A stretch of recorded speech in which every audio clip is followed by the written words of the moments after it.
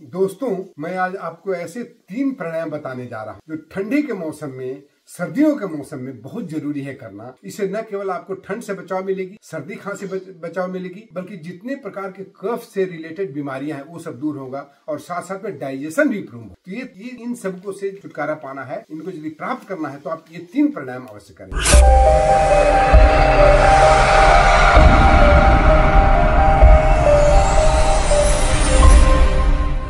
सबसे पहले प्राणायाम जो मैं आपको रिकमेंड करता हूं, जो मैं स्वयं पर आजमा करके देखा हूं, उसका नाम है कपालभाति प्राणायाम। कपालभाति प्राणायाम कैसे करते हैं तो मैं आपको दिखाता हूं। ये हम किसी भी तरह से ऐसे आप आराम से सुखासन में बैठ जाएं या अर्ध पद्मासन में बैठ जाएं या पद्मासन में बैठ जाएं, किसी भी तरह से बैठे जो भी कंफर्टेबल पोजीशन है। हर प्राणायाम के लिए बहुत जरूरी है आप अपनी रीढ़ की हड्डी को, अपनी स्पाइन को सीधा रखें और ये अपान मुद्रा लगा लें। ये जो है ना, मिडिल फिंगर, रिंग फिंगर के टिप को अंगूठे के टिप से मिला लेते हैं और इसके बाद हम इसको अपने पैसिव रूप से इनहेलेशन करेंगे और एक्टिव रूप से एक्सहेलेशन करेंगे। ठीक है, तो ऐसे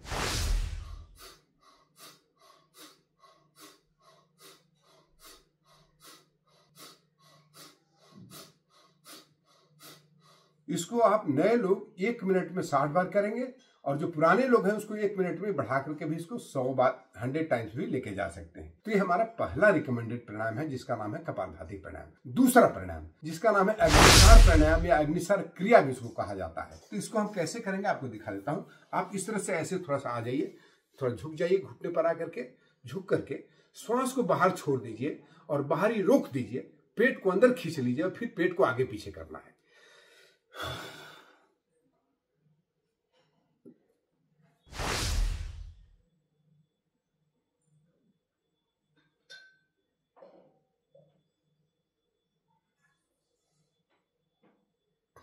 तो ये जो है, हर व्यक्ति शुरुआत में उतना अच्छे से नहीं कर पाएगा, लेकिन कोशिश करना है। आप पेट को अंदर ले जा करके श्वास को बाहर छोड़ करके बाहरी रोक देना है और उसके बाद इस क्रिया को 3 से 4 बार करना है। हम कपालभाति करेंगे कम से कम 5 मिनट, आप चाहे तो उससे ज्यादा भी कर सकते हैं, लेकिन कम से कम 5 मिनट करना है और इसको आप 2 से 3 राउंड भी कर लीजिएगा तो बहुत ही काम करेगा। तीसरा महत्वपूर्ण प्राणायाम है जिससे हम कहते हैं भस्त्रिका प्राणायाम। लेकिन भस्त्रिका प्राणायाम करने का तरीका थोड़ा बदल दीजिए। उसमें अब जो नॉर्मल भस्त्रिका करते हैं उसको चेंज कर दीजिए। अब इसमें करने के लिए क्या तरीका अपनाइए तो मैं आपको बताता हूँ। इसमें आप ऐसे बैठ जाएं। बैठना तो उसी तरह से है, आप हाथ को ऐसे मुट्ठी बांध लें और ऊपर ले जाएंगे श्वास को भरते हुए। श्वास को भरेंगे ऊपर ले जा करके और जो ही भरेंगे उसमें हाथ को खोल देंगे। ठीक है, ऊपर ले जाएंगे तो हाथ को खोलेंगे, नीचे आएंगे तो फिर उंगलियों को मोड़ लेंगे। ऊपर ले जाते हुए उंगलियों को खोल देंगे और नीचे आकर के उंगलियों को मोड़ लेंगे, जैसे दिखाता हूँ।